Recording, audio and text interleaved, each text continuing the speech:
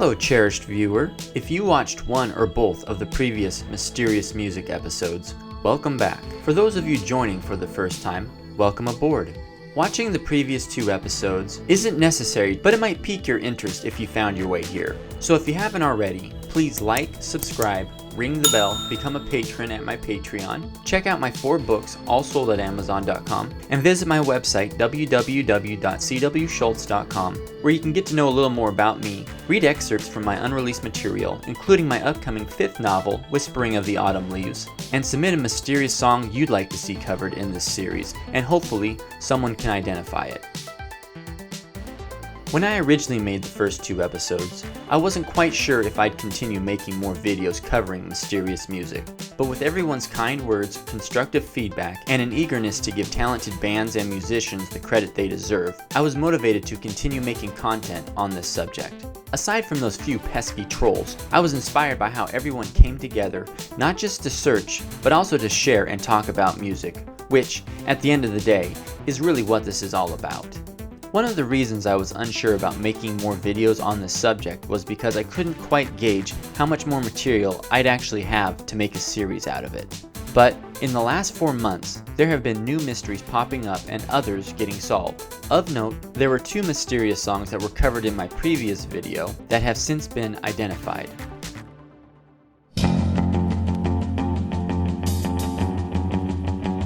This mysterious French song had been sought after for a little over 6 years. After Redo Dark's second YouTube channel, Redo Dark 2, both channels known for sharing music so obscure that they don't even know the source of some of their own uploads, this song made it to the honorable mention slot of episode 1, Top 10 Most Mysterious Songs. But thanks to Florent G, the song was identified as Novi Mundi by Gestalt. Indeed, the song was in French, no surprise even to those who don't know any French, and had been recorded for the band's 1987 debut LP, Les Sommeils du Singe, translated as Monkey Sleep. It wasn't until 2008 that the album was released on CD in preparation for their sophomore LP, Forge a New Noise. The next identified songs came as a pair, solved by Redditor Quantum Foam Finger. Over at The Spirit of Radio, a fan site for Canadian radio station CFNY 102.1 FM, which has now become a well-known starting point for other mysterious songs, including the most sought-after tune, Like the Wind. On April 6, 2005, David A. Burdick posted this 15-second excerpt. Using Yesterday's Gone as the song's placeholder, it was added to the list of other mysterious songs, where Redditor Quantum Phone Finger put the title into a search query, along with the keywords Paisley Underground, a music genre that arose in the 1980s, but was an homage to a sound invented in the 60s, incorporating guitar interplay, psychedelia, and rich vocal harmonies. Think the Byrds. Quantum Phone Finger came across Tales of the Turquoise Umbrella, the only release of The Eyes of Mind, with member Troy Howell, who also happened to be the drummer of the Salvation Army, a similar sounding band who were suspected of being the performers of Yesterday Is Gone. In that same post, Quantum Phone Finger cracked the case for Life Turns Inside Out, a song that was trying to be identified by a man named Darius. Darius is a German graphic designer who, back in the 1980s, recorded a lot of songs off of the radio, and is responsible for capturing the most mysterious song of all, Like the Wind. His other mysterious song, dubbed Life Turns Inside Out, didn't have an investigation nearly as extensive as Like the Wind, but there were people who did their best to gather leads, and even took to linguistics in hopes of it narrowing down the song's country of origin. Ultimately, it came down to Quantum Phone Finger owning the cassette All the Gods Men by Blue in Heaven several years prior. And even though the cassette itself had been gone from Quantum Phone Finger's possession, the song, The Big Beat, had left a lasting impression. After listening to Life Turns Inside Out from the Lost Wave subreddit, Quantum Phone Finger recognized similar sounding vocals, bass, and drums from The Big Beat. This led Quantum Phone Finger to comb through other songs by Blue in Heaven. In doing this, Quantum Phone Finger revealed that Life Turns Inside Out is actually a song called Old Ned, track 4 on All the Gods Men. Not only was the song by the same band, but it was also on the exact same album that Quantum Phone Finger had owned so many years earlier. Quantum Phone Finger's discovery of Old Ned recharged the optimism of searching for Like the Wind.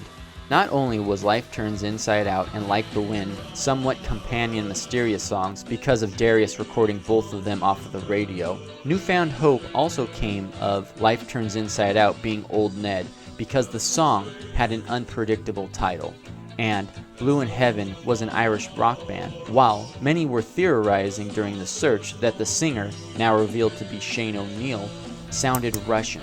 This revelation meant that maybe the most mysterious song on the internet wasn't called Like the Wind, or Check It In, Check It Out, or Summer Blues, and that the band might not even be German, as many have theorized that the song could be by some random garage band that recorded Like the Wind to protest the Berlin Wall and to reunify Germany, because it is believed that the recording was pulled off of the German radio program Music for Young People. Old Ned throws all these dead-end theories out the door and encourages us to continue spreading the music in hopes that it leads to familiar ears. Perhaps Like the Wind is hiding in plain sight, just like Old Ned was. Blue in Heaven was not that unpopular of a band back in the 1980s, with their 1983 track On and On being produced by YouTube's The Edge. Blue in Heaven even had a Wikipedia page dating back to October 2005.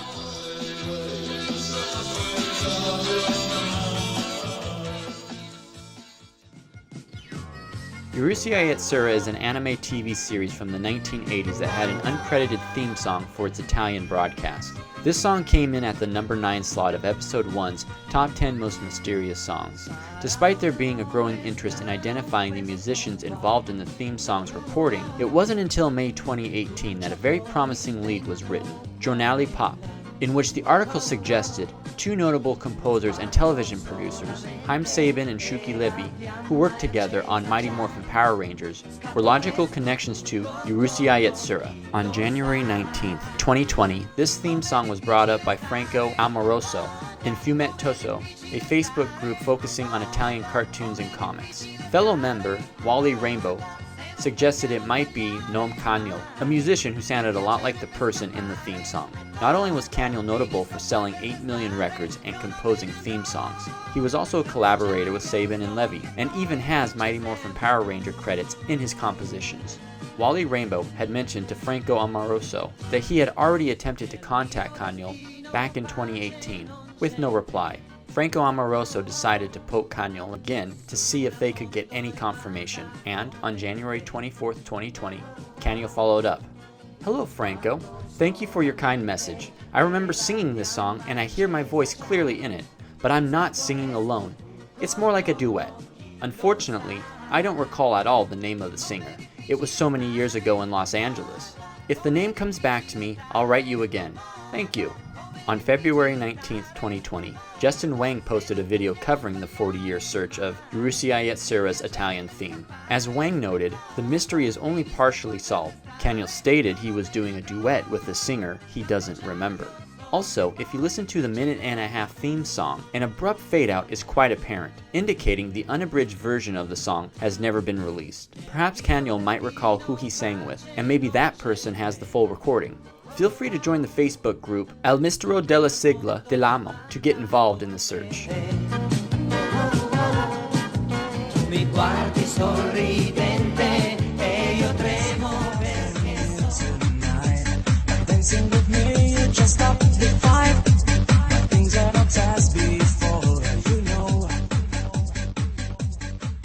Unfortunately, Your Eyes Come Back to Me hasn't been solved yet. Since appearing as number 6 on Episode 1's Top 10 Most Mysterious Songs, there has been some new development. It's now been confirmed that MCW is not the performer of the song. In February 2019, DJ J Pedroza gave featured credit to MCW after remixing the song, which was taken as a potential lead of identifying the performer. However, MCW got in contact and confirmed Your Eyes is not their song. One comment suggested it was Jungle Eyes by The Test featuring Roger. Unfortunately, a couple of different sources confirmed Jungle Eyes and Your Eyes aren't the same song. I need you now more than ever. Where two roads led to dead ends, a third road was discovered that might lead to a little more hope. A different mix of the song was uploaded to YouTube on December 28, 2019, crediting the artist as Gabrielle. At Discogs, there's a listing for Your Eyes Come Back to Me, which credits Gabrielle. But Lightning Records, the page associated with Discogs' Your Eyes, went bankrupt back in 2003. Its parent label, however, is still around. Fellow Redditor Ruth Yes attempted to contact them to confirm if the unknown Italio dance song is the same Your Eyes as Lightning Records' release. Without knowing Ruth Yes reached out, I also sent the record company a message. They did reply, but all that was confirmed was that they are indeed the parent company of the defunct Lightning Records. I responded to them with a little more detail on our search, hoping to at least prompt them into selling me the release so that I can confirm whether or not it's the same song. I also reached out to TY1, a recording artist signed with Universal Music Italia, and who collaborated with Gabrielle for the song Phoenix on his 2016 album Hardship.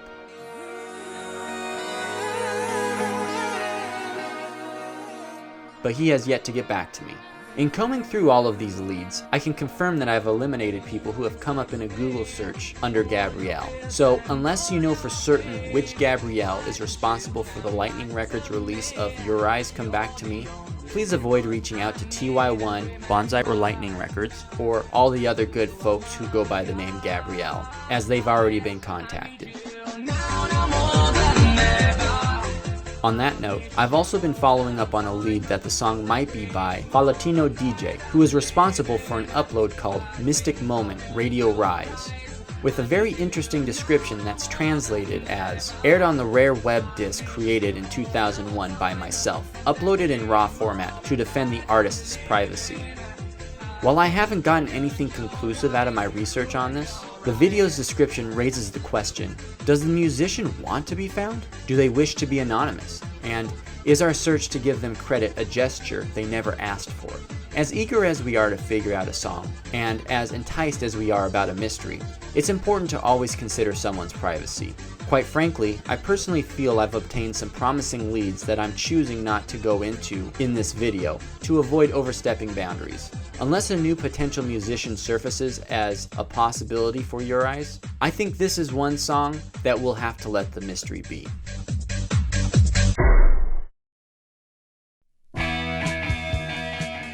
Before moving on to the final part of this video, an error from both previous videos needs to be cleared up.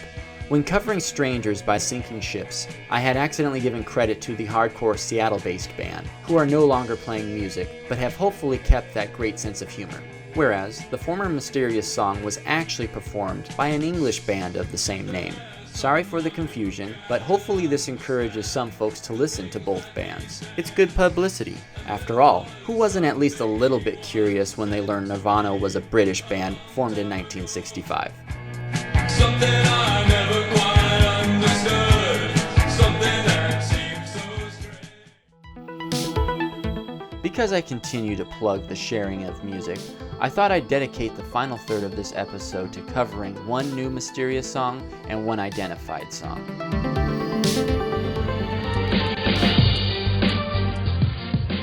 Remember how I said earlier that the search for a lot of Mysterious songs start at the Spirit of Radio, like Yesterday Is Gone and Like the Wind? Well, this next Mysterious song was posted at the Spirit of Radio in May 2008 by a user named Juggy, with the placeholder Stay By My Side.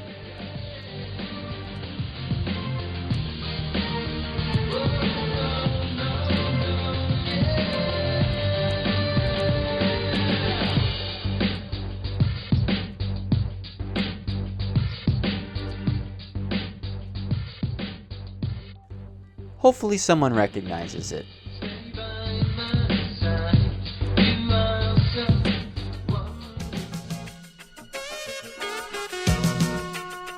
In keeping with the theme of the Spirit of Radio, our identified song also originated there back in 2007, submitted by a user named Tig. The song is This Will Be the Last Time by Zoom, and it was identified by yours truly. It was a pretty easy find. After listening to the 48-second excerpt about 3 times, pulling the only lyrics I knew I deciphered correctly, This Will Be the Last Time, and running a search on YouTube, and on the third most relevant result, I found a match. Now, I end this episode on this note not because I want to be self-congratulatory. In fact, I considered not even including This Will Be the Last Time in this series based on the simple fact that it was discovered by me and that I didn't even have a difficult time finding it. But then I considered the relevancy of why I looked it up in the first place and how it plays into this series and the quest for music identification. And I concluded, albeit with a little hesitation, that This Will Be the Last Time's inclusion has merit for 3 reasons. 1, it was indeed a mysterious song that a few people were looking for. 2, this series is about spreading music, and the circumstance of who discover it shouldn't interfere with its inclusion. And 3, that anyone can be the person who solves the mystery.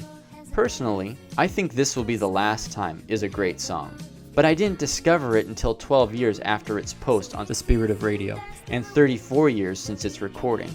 The point is, I don't know every song out there, and hence, there are probably thousands of songs existing that I don't even know I love yet because I haven't heard them. This isn't just about searching, identifying, and closing the case on mysterious music. It's also about discovering something new, no matter how old or unknown it is. It's about having new ears to give new insights. Perhaps those who had been searching for This Will Be the Last Time did put the lyrics into a search engine, and either the song hadn't been uploaded yet, or they didn't have the same inclination as me to just start clicking away at stuff. One of the great things about music is that it can be enjoyed independently, but also shared endlessly. There's always something new to discover about it. You can listen to the same song countless times over the course of several years, but it might take on a whole new meaning that moment you witness someone hearing it for the first time. So, until next episode, continue thinking outside of the box and keep doing your part in spreading the magic of music. Thanks for watching.